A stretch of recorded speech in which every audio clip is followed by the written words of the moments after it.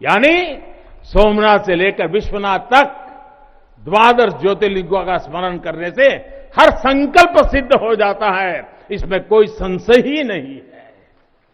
ये संशय इसलिए नहीं है क्योंकि स्मरण के बहाने पूरे भारत का भाव एकजुट हो जाता है, और जब भारत का भाव आ जाए तो संशय कहां रह जाता है, असंभव क्या बचता है। साथियों, ये भी सिर्फ संयोग नहीं है कि जब भी काशी ने करवट ली है, कुछ नया किया है, देश का भाग्य भी बदला है। बीते 7 वर्षों से काशी में चल रहा विकास का महायज्ञ आज एक नई ऊर्जा को प्राप्त कर रहा है। काशी विश्वनाथ धाम का लोकार्पण भारत को एक निर्णायक दिशा देगा, एक उज्जवल भविष्य की तरफ ले जाएगा। ये परिसर साक्षी है हमारे सामर्थ्य का, हमारे कर्तव्य का। अगर सोच लिया जाए, ठान लिया जाए, तो असंभव कुछ भी नहीं है।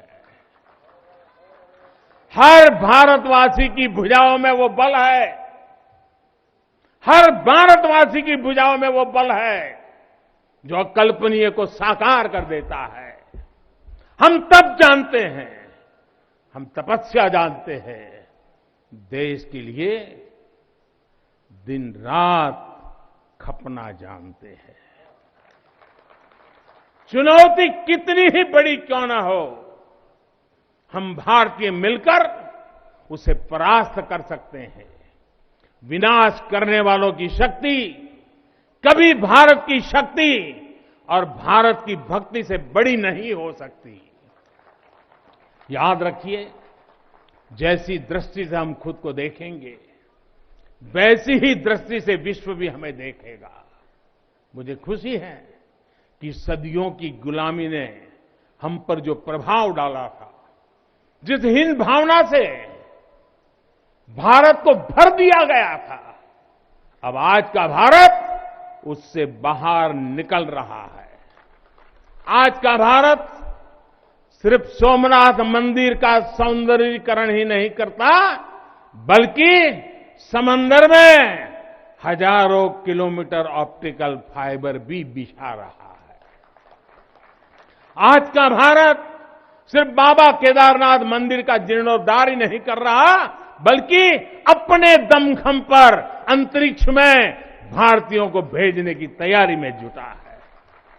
आज का भारत सिर्फ अयोध्या में प्रभु श्री राम का मंदिर ही नहीं बना रहा, बल्कि देश के हर जिले में मेडिकल कॉलेज भी बना रहा है। आज का भारत सिर्फ बाबा विश्वनाथ धाम को भव्य रूप ही नहीं दे रहा, बल्कि गरीब के लिए करोड़ों पक्के घर भी बना रहा है। साथियों, नए भारत में अपनी संस्कृति का गर्व भी है और अपने सामर्थ्य पर उतना ही भरोसा भी है। नए भारत में विरासत भी है और विकास भी है। आप देखिए, अयोध्या से जनकपुर आना जाना आसान बनाने के लिए राम जन्म की मार्ग का निर्माण हो रहा है। आज भगवान राम से जुड़े स्थानों को रामायण सर्किट से जोड़ा जा रहा है और साथ ही रामायण ट्रेन चलाई जा रही है। बुद्ध सर्किट पर ही काम हो रहा है, तो साथ ही कुशीनगर में इंटरनेशनल एयरपोर्ट भी बनाया गया है। करतारपुर साहिब कॉरिडोर का निर्माण किया गया है, तो वहीं हेमकुंड साहिब जी के दर्शन आसान बनाने के लिए रोपवे बनाने की भी तैयारी है। उत्तराखंड में 4 धाम सड़क महापरियोजना पर भी तेजी से काम जारी है। भगवान विट्ठल के करोड़ों भक्तों के आशीर्वाद से श्री संत ज्ञानेश्वर महाराज पालकी मार्ग और संत तुकाराम महाराज पालकी मार्ग का भी काम अभी कुछ हफ्ते पहले शुरू हो चुका है। साथियों, केरला में गुरुवायूर मंदिर हो या तमिलनाडु में कांचीपुरम वेलंकानी, तेलंगाना का जोगलांबा देवी मंदिर हो या फिर बंगाल का बेलूर मठ, गुजरात में द्वारका जी हो या फिर अरुणाचल प्रदेश का परशुराम कुंड, देश के अलग अलग राज्यों में हमारी आस्था और संस्कृति से जुड़े ऐसे अनेकों पवित्र स्थानों पर पूरे भक्ति भाव से काम किया गया है, काम चल रहा है। भाइयों और बहनों, आज का भारत अपनी खोई हुई विरासत को फिर से संजो रहा है। यहां काशी में तो माता अन्नपूर्णा खुद विराजती है। मुझे खुशी है कि काशी से चुराई गई मां अन्नपूर्णा की प्रतिमा 1 शताब्दी के इंतजार के बाद, 100 साल के बाद अब फिर से काशी में स्थापित की जा चुकी है। माता अन्नपूर्णा की कृपा से कोरोना के कठिन समय में देश ने अपने अन्न भंडार खोल दिए।